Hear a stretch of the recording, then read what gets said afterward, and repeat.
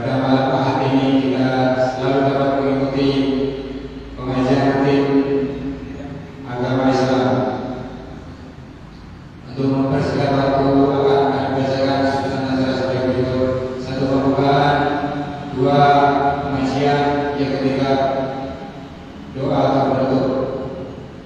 Marilah kita awali acara pada malam hari ini dengan baca suratul Fatihah, dengan harapan semoga pengajian pada malam hari ini benar-benar terberkati oleh Allah Subhanahu wa taala. Ila Nabi Mustafa Muhammad sallallahu alaihi wasallam wa alihi wasallam wa al-kiram. Bismillahirrahmanirrahim. Fatihah. A'udzu billahi minasyaitonir rajim. Bismillahirrahmanirrahim. Alhamdulillahirabbil alamin. Ar-Rahmanir Rahim. Maliki yaumiddin. Iyyaka na'budu wa iyyaka nasta'in. Ihdinas siratal mustaqim. Shiratal ladzina an'amta 'alaihim ghairil maghdubi 'alaihim waladdallin. Sampai acara kedua yaitu pengajian agama Islam. Dalam hal ini akan disampaikan oleh Ustaz Haji Abdullah Salam. Kepada beliau kami haturkan.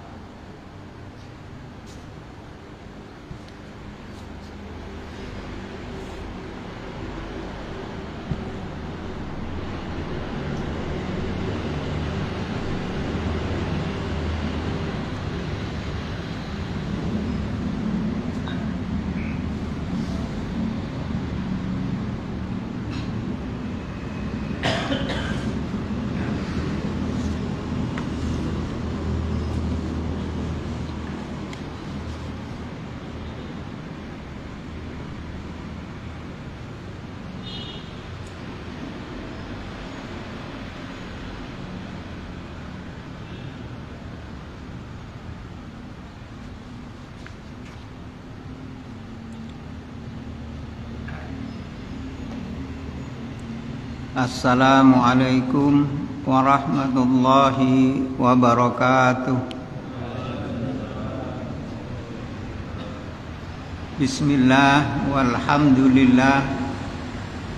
Tsumma salatu wassalamu ala Sayyidina Muhammad ibni Abdillah wa ala alihi wa sahbihi wa man wala.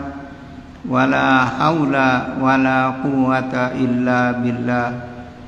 Subhanaka la ilma lana illa ma 'allamtana innaka antal alimul hakim wa tub 'alaina ya maulana innaka antat tawwabur rahim.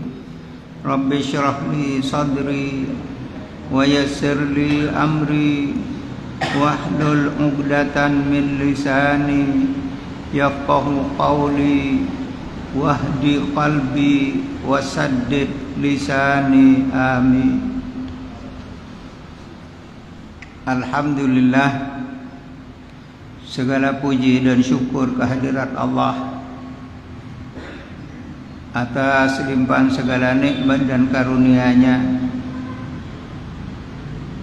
Mudah-mudahan Allah selalu memberikan kita taufik dan hidayah, diselamatkannya kita dari dunia sampai di akhirat nanti, amin ya rabbal alamin. Salawat serta salam semoga selalu terlimpah atas baginda Rasulullah sallallahu alaihi wasallam. Beliau adalah satu-satunya harapan kita kelak di hadapan Allah ketika kita sudah tidak bisa berbuat apa-apa kecuali hanya mengharap pertolongan dari Rasulullah sallallahu alaihi wasallam. Semoga kita semua mendapatkan dan berbahagia karenanya, amin ya rabbal alamin. Para bapak dan saudara-saudara sekalian yang dimuliakan oleh Allah, sedikit kami ingin melanjutkan tentang masalah Rajab yang mungkin pada malam minggu yang lalu tidak kami sampaikan. Kalau masalah pertama, kedua, ketiga dan selanjutnya sudah ada beberapa hadis yang perlu kami sampaikan. Yang pertama ialah baginda Nabi Muhammad sallallahu alaihi wasallam bersabda, "Man shoma salasata ayyamin mutatabi'atan al-khamisa wal jum'ata was sabta fi syahril haram ba'adahu Allahu minan nar." Kita tahu bahwa dalam satu tahun ada 4 bulan haram: Dzulqa'dah, Dzulhijjah, Muharram, dan Rajab. Sekarang ini kita sudah masuk belasan di bulan Rajab. Sebentar lagi kita akan ditinggalkan. Baginda Nabi bersabda, siapa orang yang berpuasa 3 hari di dalam bulan haram, berpuasa 3 hari di dalam bulan Dzulqa'dah, Dzulhijjah, Muharram, dan Rajab. Dia berpuasa 3 hari dimulai dari hari Kamis, Jumat, dan Sabtu. Itu dikatakan ba'adahullahu minan nar. Orang tersebut akan dijauhkan oleh Allah dari api neraka. Lalu yang kedua yang perlu kami sampaikan ialah baginda Nabi Muhammad sallallahu alaihi wasallam bersabda, "Man shoma yaumas sabi' wal 'ishrin min Rajabin." Nah, ini belum masih. Jadi besok tanggal 27, siapa orang yang berpuasa pada tanggal 27 di bulan Rajab, kutibalahu thawaba sama sittina syahran. Maka bagi orang tersebut dicatat diberikan oleh Allah pahala sama dengan pahalanya orang berpuasa 60 bulan. Kalau 60 bulan berapa tahun? 5 tahun. Puasa hanya 1 hari, tanggal 27 Rajab yang akan datang. Nah, ini mari kita manfaatkan mumpung kita masih diberi hidup di dalam bulan Rajab ini oleh Allah. Kita manfaatkan. Selain kita memperbanyak istighfar pada tiap malamnya, dan kalau kita berpuasa masih di sisa bulan Rajab ini, berpuasa 1 hari itu sama dengan kita mendapatkan pahala berpuasa 1 bulan. Siapa yang berpuasa pada hari-hari besok pagi atau selanjutnya, itu dikatakan bahwa diberi pahala sama dengan orang berpuasa 1 bulan. Atau dikatakan di sini, saumu kulla yaumin min ayyamihil baqiyah ba'da tsalati yukaffiru khotoya syahran. Atau dikatakan dihapus dosanya selama sebulan. Berpuasa cuma 1 hari, tanggal 27 Rajab. Nah, ini mari, belum tentu kita tahun depan menangi bulan Rajab, belum tentu. Jadi selagi kita menangi, maka mari kita manfaatkan hal-hal yang besar fadilahnya. Para bapak dan saudara-saudara sekalian yang dimuliakan oleh Allah, kita akan sering berdoa, Allahumma barik lana fi Rajaba wa Sya'bana wa ballighna Ramadan. Nah, ini jangan kita hanya berdoa, tapi mari kita berusaha bagaimana caranya kita mendapatkan barokah. Kita akan minta Allahumma barik lana fi Rajaba. Jalan untuk kita mendapatkan keberkahan di bulan Rajab ini apa? Nah, ini yang perlu kita kerjakan. Kalau kita hanya berdoa saja tapi kita tidak berbuat apa-apa, sama dengan orang pengen panen tapi tidak mau nanam. Para bapak dan saudara-saudara sekalian yang dimuliakan oleh Allah, oleh karena itu Seperti pada malam minggu-minggu yang lalu sudah kami jelaskan, memperbanyak sedekah, berbuat baik, menjauhkan diri dari maksiat, dan juga memperbanyak baca istighfar. Sebab bulan Rajab ini juga dikatakan saumul asab, bulan penuangan. Menuangkan apa? Allah menuangkan rahmat dan maghfirahnya. Nah, inilah yang kita sambut dengan kita memperbanyak ibadah. Datangnya maghfirah ialah kita dengan memohon ampun kepada Allah, memperbanyak baca istighfar.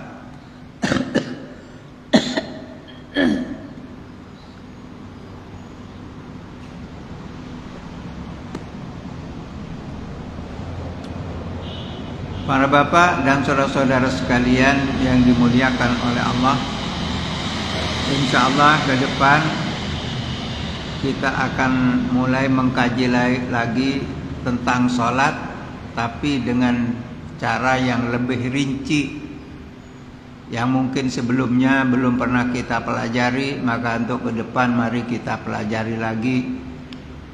Mudah-mudahan mampu kita memperbaiki sholat kita.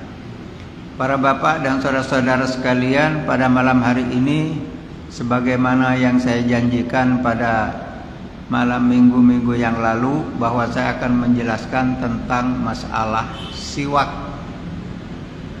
Apa fadilah dari siwak?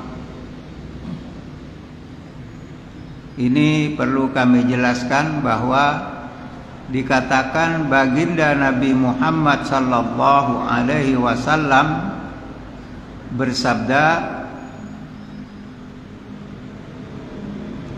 afdalus salati bisiwak ala salati bi ghairi siwakin sab'ina dhifan.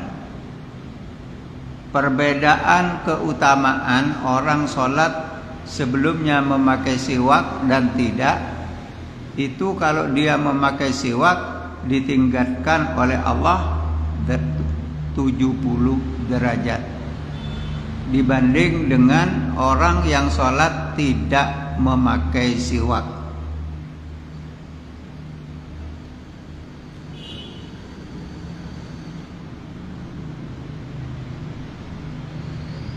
Baginda Nabi juga bersabda, inna afwahakum turukul Qur'an fatayyibuha bisiwak. Ketahuilah bahwa lisan kalian adalah jalannya Al-Quran. Maksudnya digunakan untuk membaca Al-Quran.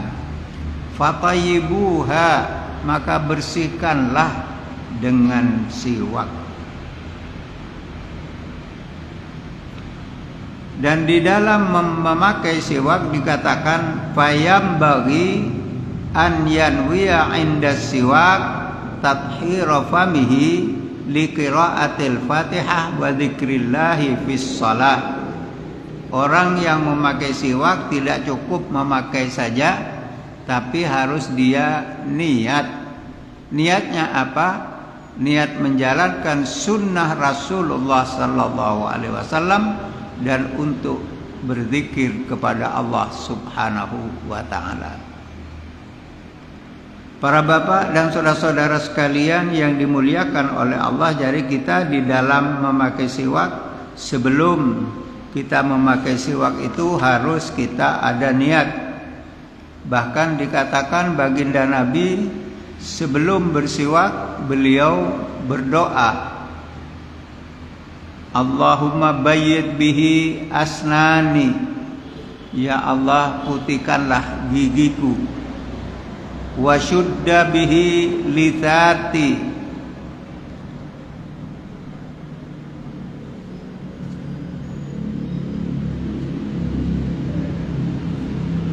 dan dikatakan ya Allah kuatkanlah gusiku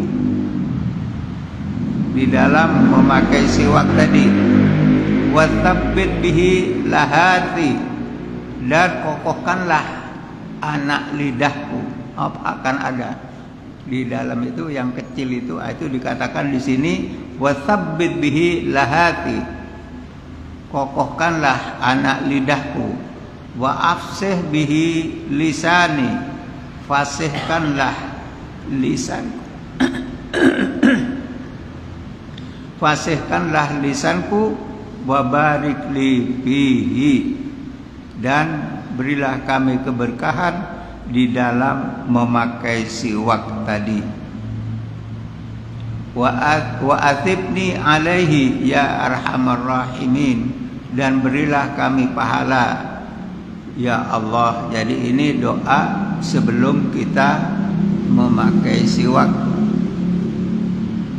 Dan dikatakan bahwa orang memakai siwak ini, para bapak dan saudara-saudara sekalian yang dimuliakan oleh Allah Subhanahu wa taala, bahwa baginda Nabi yashtaqu fil laili miraran. Baginda Nabi di waktu malam itu sebentar-sebentar memakai siwak. Di samping itu, mali arakum tadkhuluna alayya qulha ishtaqu. Dia bilang, ada apa kamu datang duduk di depanku, giginya pada kuning semua? Pakailah siwak, kata Rasulullah. Jadi dikatakan di sini siwak selain dikatakan untuk membersihkan gigi, tapi juga termasuk mardatun lirrabb, mendatangkan keridhaan Allah Subhanahu wa taala. Bahkan baginda Nabi di dalam hadis Bukhari mengatakan, laula an asyqa ala ummati la amartuhum bisiwaki inda kulli salatin. Kalau seandainya aku tidak khawatir memberatkan umatku, aku perintahkan mereka bersiwak di setiap melakukan sholat. Dan siwak ini paling panjang 1 jengkal, paling panjang. Paling pendek sepanjang ini 4 jari. Jadi paling pendek sekian. Jadi tidak boleh cuma tinggal sekian terus kita taleni, kita gandeng dengan tasbih. Tidak boleh. Ya tidak apa-apa, tapi kurang mengikuti sunnah. Dan dikatakan di sini ada yang perlu juga kita perhatikan, bahwa satu ketika Sayyidatuna Aisyah radhiyallahu anha, beliau berkata, kana Nabi sallallahu alaihi wasallam yastaku. Dia bilang adalah Nabi Muhammad SAW bersiwak. Fayu'tini siwaka li'aghsilahu. Beliau memberikan siwak itu kepada saya untuk dibersihkan, dicuci. Nah, jadi siwak ini kalau sudah kita pakai harus sering dicuci. Tidak boleh sampai sini hitam karena tidak dicuci-cuci. Ini tidak boleh. Jadi Islam mendidik satu kebersihan. Maka kata Siti Aisyah, Nabi bersiwak lalu beliau memberikan kepadaku untuk dicuci. Lalu apa kata Siti Aisyah? Fa'abda'u bihi fa'ashtaku. Sebelum saya mencuci, katanya Siti Aisyah, saya pakai terlebih dahulu. Saya pakai terlebih dahulu. Di sini apa maksudnya? Di sini bahwa Islam namanya tabarruk itu ada. Siti Aisyah mengambil barokah dari bekas ludahnya Rasulullah sallallahu alaihi wasallam, makanya sebelum beliau cuci, beliau pakai terlebih dahulu. Setelah itu, tsumma aghsilhu wa adfa'tu ilaih. Lalu aku bersihkan dan aku berikan kepada beliau.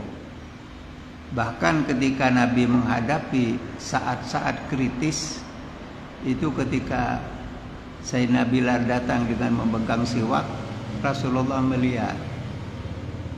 Terus Siti Aisyah tanya, perlu siwak? Iya. akhirnya masih dipakai siwak Rasulullah. Jadi mari kita budayakan memakai siwak ini dan kita niat menjalani sunnah Rasulullah Sallallahu Alaihi Wasallam sebelum hal-hal yang lain. Dikatakan bahwa karena ashab Rasulullah Sallallahu Alaihi Wasallam adalah para sahabat Rasulullah, yaruhuna wasiwaku ala adhanihim. Pagi-pagi itu kalau bangun siwaknya ada di telinganya gini. Berarti selalu dibawa. Sekarang di dalam masjid ini berapa orang yang pegang siwak? Nah ini mari sunnah-sunnah Rasulullah ini mari kita amalkan. Sebab ketika kita memperhatikan sunnah Rasulullah, nah inilah yang mendekatkan kita kepada Rasulullah Sallallahu Alaihi Wasallam. Sebab katanya Rasulullah di akhir zaman nanti banyak umat Islam yang meninggalkan sunnahku seperti orang melepas pakaiannya.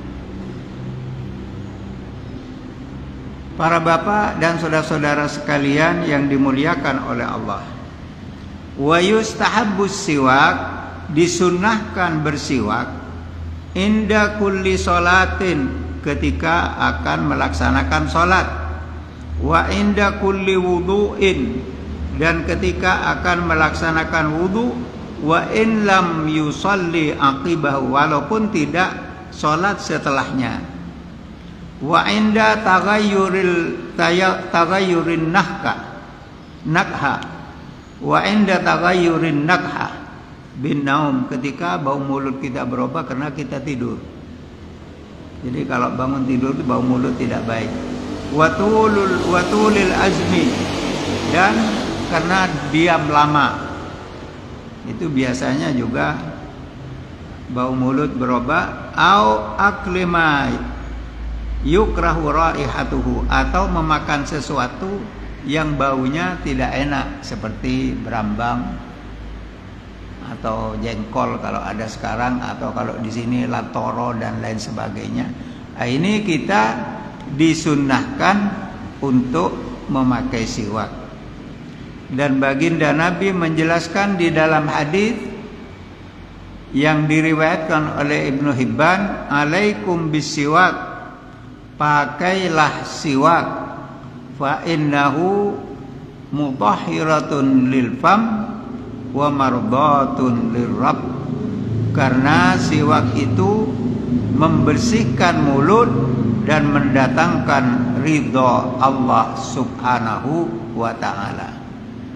Sampai para sahabat itu mengatakan, lam yazal Rasulullah sallallahu alaihi wasallam ya'murna bisiwak. Nabi itu selalu menganjurkan kami untuk memakai siwak. Hatta dhannana annahu sayanzilu alaihi fihi syai'un, sampai kita mengira jangan-jangan turun wahyu untuk perintah memakai siwak. Jadi ini para bapak dan saudara-saudara sekalian, mari ke depan mulai kita tingkatkan untuk kita memakai siwak, karena itu adalah sunnah Rasulullah Sallallahu Alaihi Wasallam, dan juga fadilahnya sangat besar. Dikatakan bahwa di dalam kita memakai siwak itu selain harus sering dicuci, dan kita kalau memakai harus dari segi kanan dulu. Jadi seperti kita memakai siwak ini seperti kita bikin huruf 8 tapi melentang. Jadi gini, atau bisa juga begini, tapi dianjurkan gini. Dan memegang siwak begini. Jadi bukan begini, bukan. Jadi begini.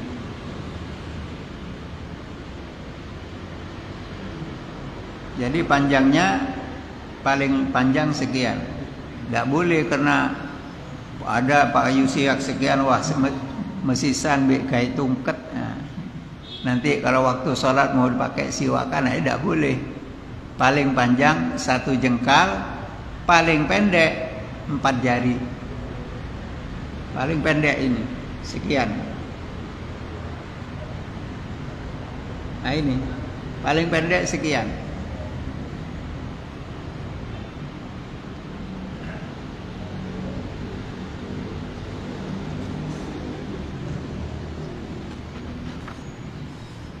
Nah, di sini dikatakan bahwa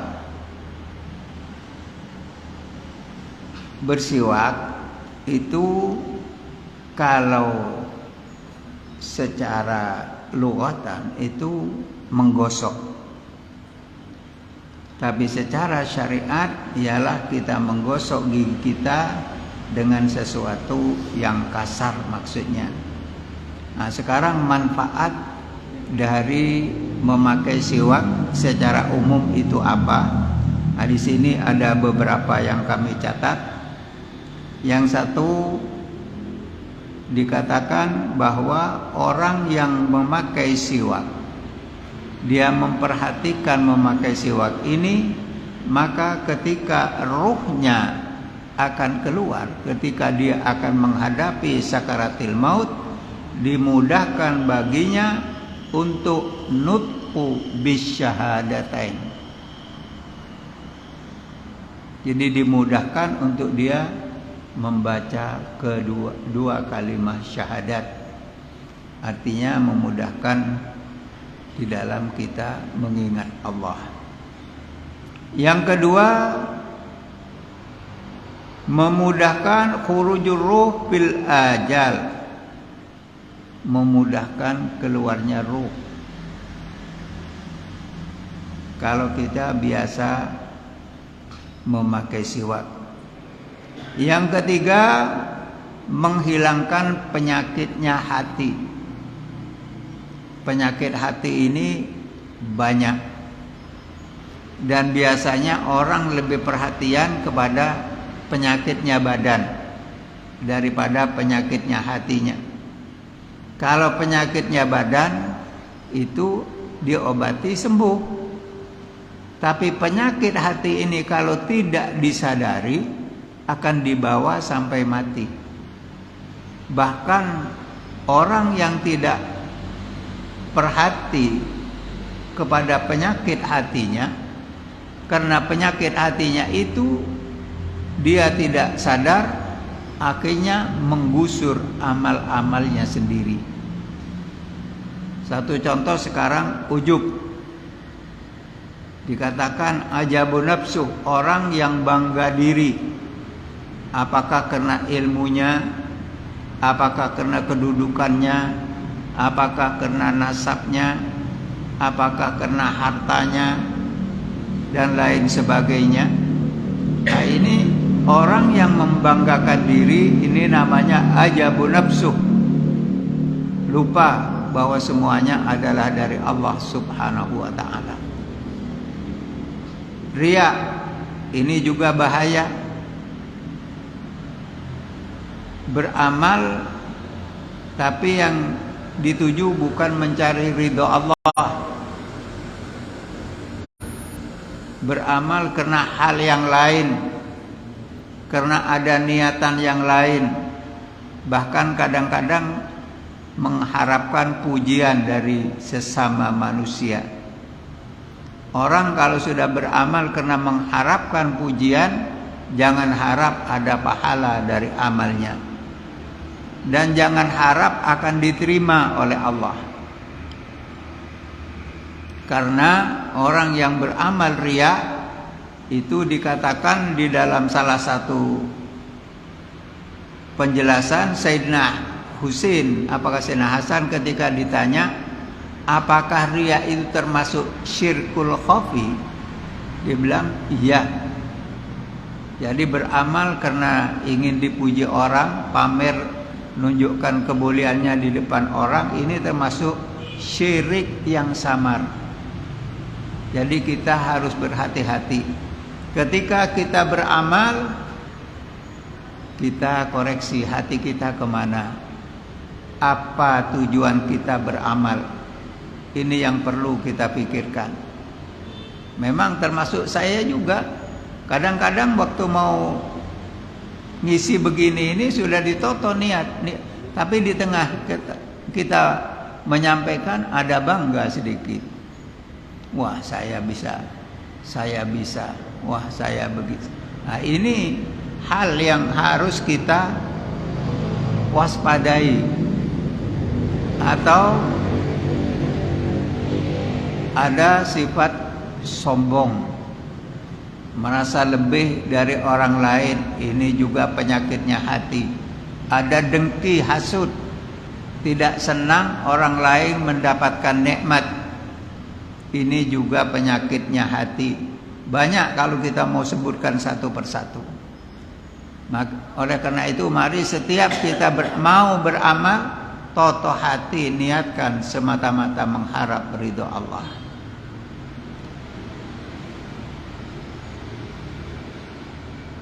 Yang selanjutnya, mudha'afatut thawab, melipat gandakan pahala amal kita. Seperti contoh tadi dikatakan di dalam hadis bahwa orang sholat memakai siwak dan tidak, itu selisihnya 70 derajat.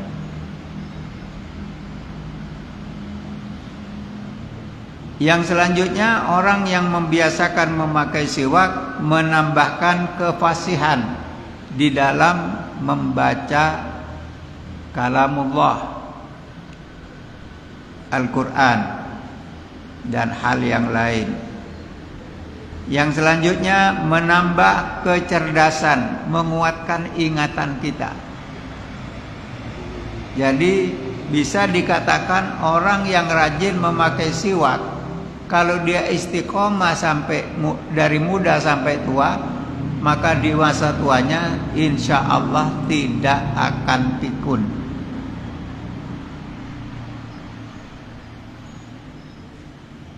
Juga manfaat dari siwak ialah menghambat tumbuhnya uban.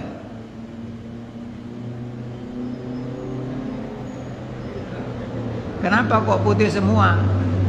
Makanya siwak baru beberapa tahun saja. Mulai nom sampai tua gak tahu nganggu siwak.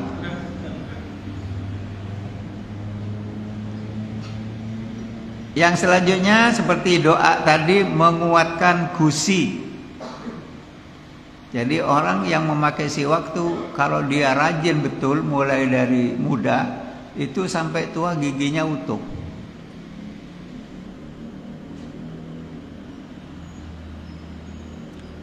Juga manfaat dari memakai siwak menghilangkan migrain. Apa migrain ini? Penyakit kepala, suka pusing.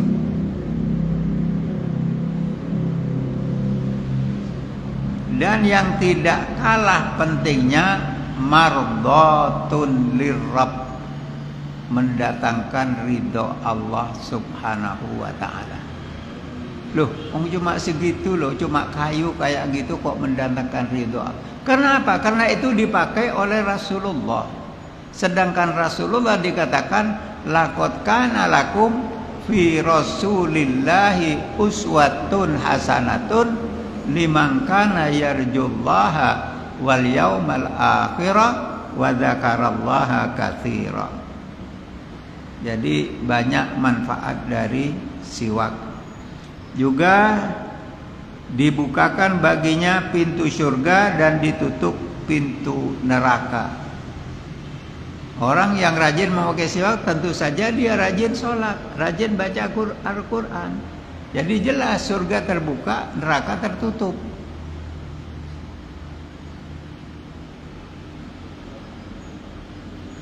Dan juga orang yang rajin memakai siwak, insya Allah besok ketika di akhirat dia akan mendapatkan air dari telaganya Rasulullah langsung dari tangan yang mulia baginda Nabi Muhammad sallallahu alaihi wasallam.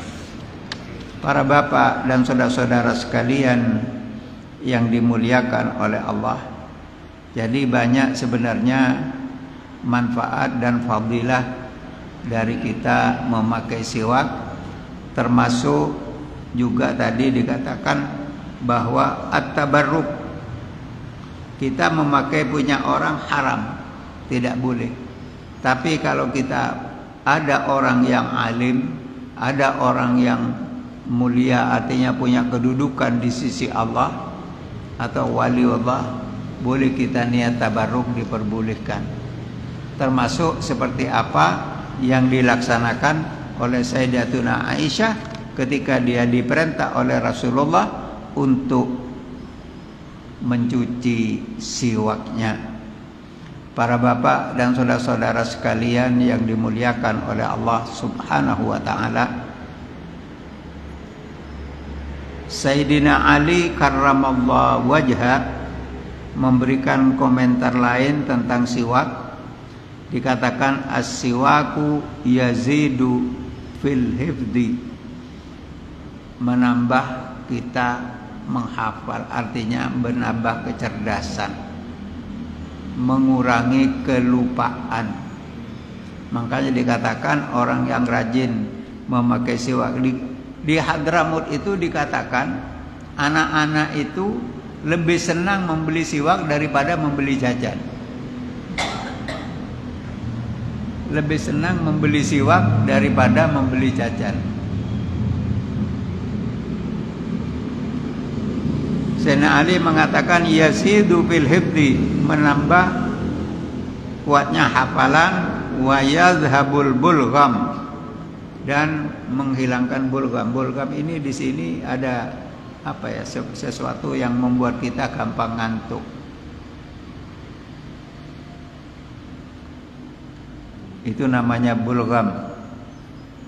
Jadi kita memakai siwak tidak cukup kita memakai, tapi sebelum kita bersiwak itu harus kita niat menjalankan sunnah Nabi Muhammad sallallahu alaihi wasallam.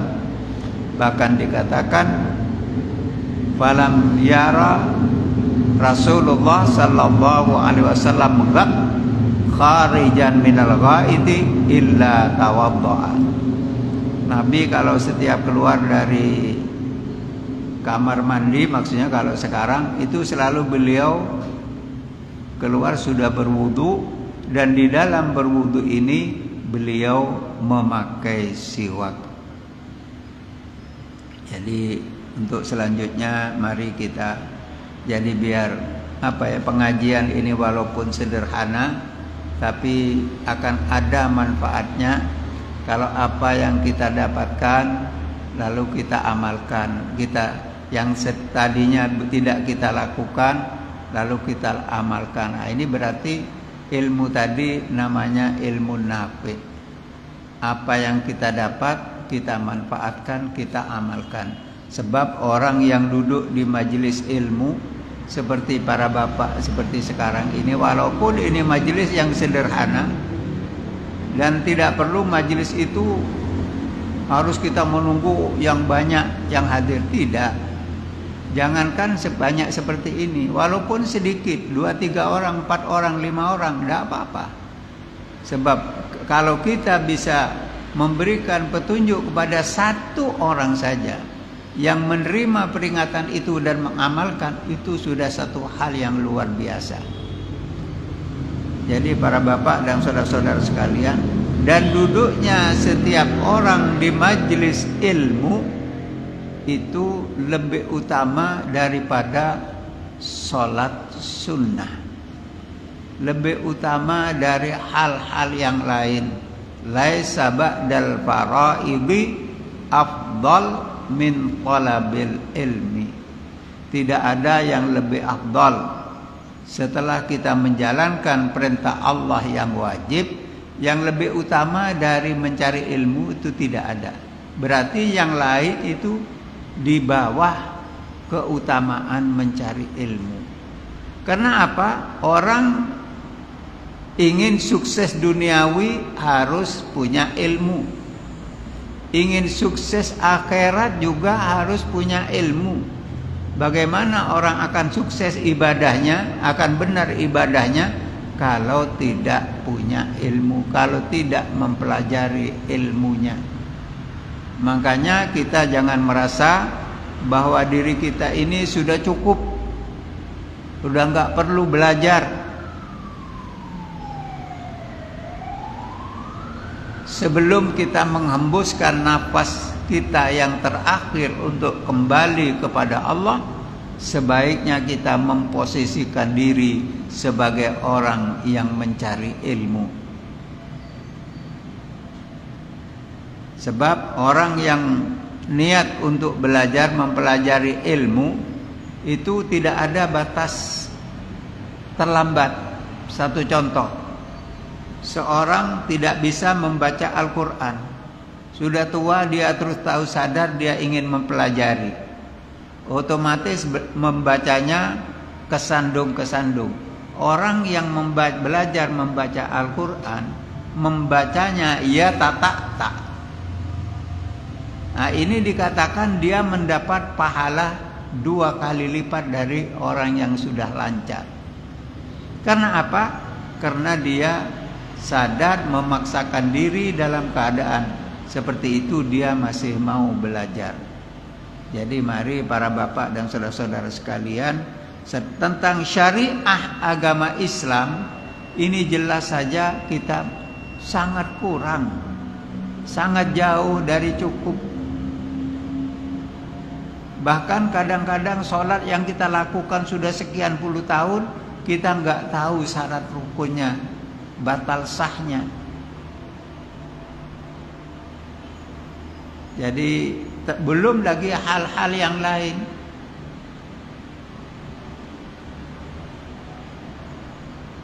Masalah sholat saja kalau kita mau pelajari, banyak secara detailnya yang masih belum kita ketahui. Oleh karena itu mari kita berusaha untuk selalu menyempatkan diri. Kalau ada pengajian, mari kita sempatkan untuk hadir, daripada waktu kita terbuang tanpa ada tambahan pengetahuan dan amal kebaikan. Para bapak dan saudara-saudara sekalian yang dimuliakan oleh Allah Subhanahu wa ta'ala, selanjutnya marilah kita di dalam beramal. Jangan lupa di dalam bulan Rajab ini perbanyak istighfar. Lalu dikatakan bulan Rajab ini adalah masa kita menanam. Jadi menanamnya bagaimana? Memperbanyak istighfar, mohon ampunan Allah. Nanti di waktu bulan Sya'ban itu kita menyiram, maksudnya bagaimana? Menghidupkan, bagaimana berusaha tanaman kita ini supaya subur. Kita kalau menanam sesuatu lalu kita siram, itu kan tujuannya supaya tanaman itu hidup subur. Begitu juga di dalam kita, apa yang sudah kita amalkan di bulan Rajab ditingkatkan di bulan Sya'ban. Kalau di bulan Rajab kita memperbanyak istighfar, di bulan Sya'ban istighfarnya tetap ditambah dengan diperbanyak membaca sholawat kepada Rasulullah sallallahu alaihi wasallam, karena beliau bersabda, Sya'ban syahri, bulan Sya'ban adalah bulanku. Dan di bulan itu diturunkan ayat Al-Quran, innallaha wa malaikatahu yusalluna 'alan nabiyyi ya ayyuhalladzina amanu sallu 'alaihi wasallimu taslima. Di sini ada satu perintah yang ditekankan oleh Allah. Ya ayyuhalladzina amanu, hai orang-orang yang beriman, sallu 'alaihi, berselawatlah kau kepadanya, wasallimu taslima. Dan di sini ada anjuran salam kita, salawat kita yang baik kepada Rasulullah sallallahu alaihi wasallam. Siapa orang yang menjaga amalnya di bulan Rajab, dia akan mampu meningkatkan amalnya di bulan Sya'ban, dan dia akan mampu meraih panen di bulan Ramadan. Karena di bulan Ramadan Allah menuangkan, dikatakan bahwa bulan Ramadan adalah hadiah terbesar dari Allah untuk umat Nabi Muhammad sallallahu alaihi wasallam yang ingin mendapatkan rahmah, maghfirah dan ridho dari Allah Subhanahu wa taala. Oleh karena itu jangan ada di antara keluarga kita, anak-anak kita di dalam bulan Ramadan yang tidak puasa. Eman-eman, apalagi kita yang sudah tua-tua ini, jangan mengentengkan, meninggalkan ibadah puasa. Mari, ini adalah satu kesempatan yang diberikan oleh Allah. Kita harus mempunyai satu kecemburuan ketika kita berada di dalam bulan Ramadan. Jangan ngentengkan, kita cemburu, jangan-jangan bulan Ramadan tahun ini adalah bulan terakhir bagi saya. Untuk Ramadan tahun depan belum tentu menangi. Begitu juga seperti saat ini. Maka kita tidak boleh mengentengkan, memandang remeh satu amal walaupun sepele. Mungkin setelah berlalu kita tidak bisa mengerjakan amal itu. Maka mari hari demi hari kita usahakan yang sudah sering saya sampaikan, supaya kita semua selamat. Mari di waktu malam, ketika kita bangun, duduk, tafakur, kita ingat-ingat dosa, perbuatan tidak baik apa yang saya lakukan mulai pagi sampai sore. Di saat itu kita mohon ampun kepada Allah. Setiap hari kita harus gitu. Kalau kita bisa istiqomah sholat taubat tiap malam, bagus. Kalau kita ingin lebih banyak lagi mendapatkan ampunan, bahkan segala hal yang kita sengaja maupun tidak diampuni oleh Allah, usahakan di waktu malam. Walaupun tidak bisa setiap malam, usahakan sholat tasbih. Sholat tasbih ini berapa rakaat? 4 rakaat. Tiap rakaat itu membaca tasbih subhanallah walhamdulillah wala ilaha illallah wallahu akbar sebanyak 75 kali. Loh, kok abot? Sebetulnya kalau kita hanya membayangkan berat, karena dibayangkan. Tapi kalau kita lakukan, itu paling lama setengah jam selesai. Itu kalau dibaca dengan tenang dan tumak nina. Kalau sedikit digas, itu mungkin 20 menit selesai. Jadi mari, daripada kita kadang-kadang melakukan amal baik yang pahalanya besar, waktunya sebentar, kita merasa berat. Tapi kadang-kadang kita ngobrol di kerdu, itu setengah hari tidak terasa. Apalagi gaple, Masya Allah. Jadi mari kita usahakan umur kita harus kita isi lebih banyak berisi amal baik. Dan mari kita gunakan juga, kita memperbanyak istighfar, mohon ampunan Allah, supaya kita selamat di akhirat nanti. Waktu para bapak dan saudara-saudara sekalian, mudah-mudahan apa yang saya sampaikan bermanfaat bagi diri saya dan juga bermanfaat bagi para bapak dan saudara-saudara sekalian. Amin ya rabbal alamin. Maka mari kita baca Fatihah. Yang pertama kita tujukan kepada ayah dan ibu kita. Kita mohon kepada Allah agar ayah dan ibu kita diampuni dosanya, diterima amal baiknya, diterangkan kuburnya, diluaskan kuburnya, dijauhkan dari siksa kubur, diberi kenikmatan di dalam kuburnya, diselamatkan di waktu mahsyar, diringankan di yaumil hisab, dan mudah-mudahan mendapat pertolongan ketika di Siratal Mustaqim. Dan mudah-mudahan ayah dan ibu kita ketika menerima catatan amalnya, ditakdirkan oleh Allah menerima catatan amalnya dengan tangan kanannya yang menandakan dia berbahagia di hadapan Allah. Ala hadhihi niyah al-Fatihah.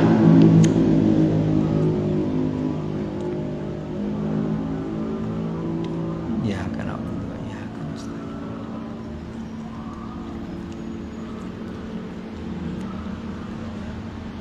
Yang kedua, mari kita baca Fatihah, kita niatkan untuk saudara-saudara kita yang sudah lama berada di alam barzah namun dilupakan oleh anak cucunya. Kasihan mereka juga saudara-saudara kita yang mengharap sebagaimana kita mengharap. Mari kita berbagi dengan kita memohon kepada Allah untuk mereka. Semoga mereka diberi rahmat dan maghfirah, diterima amal baiknya, diampuni dosanya. Ala hadhihi niyah lahumul Fatihah.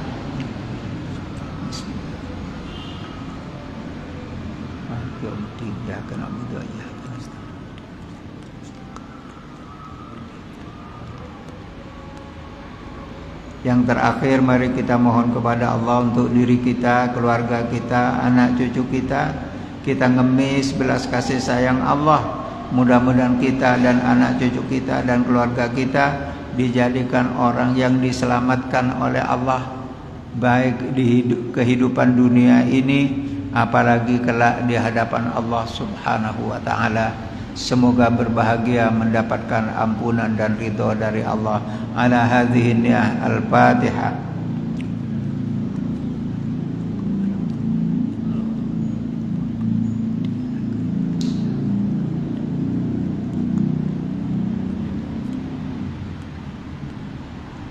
Mari kita tutup dengan kita baca Asmaul Husna.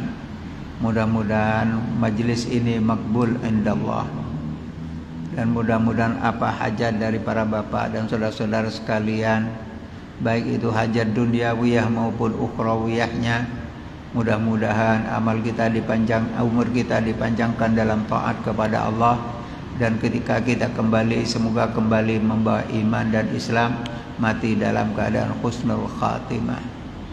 Bismillahirrahmanirrahim. Walillahil asmaul husna fad'uhu biha.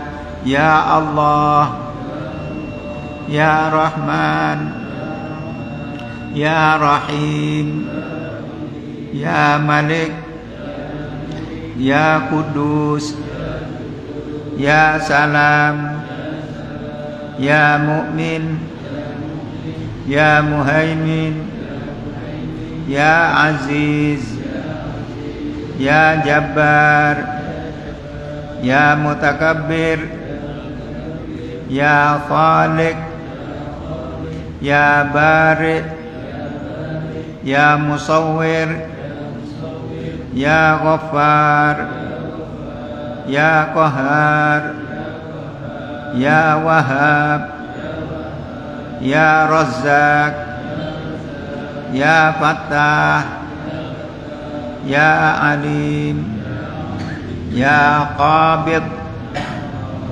Ya Basit, Ya Khafid, Ya Rafi, Ya Mu'izzu, Ya Mudhillu, Ya Sami, Ya Basir, Ya Hakam, Ya Adlu, Ya Latif, Ya Khabir, Ya Halim, Ya Azim, Ya Ghafur, Ya Syakur, Ya Aliyu, Ya Kabir, Ya Hafid, Ya Muqit, Ya Hasib, Ya Jalil,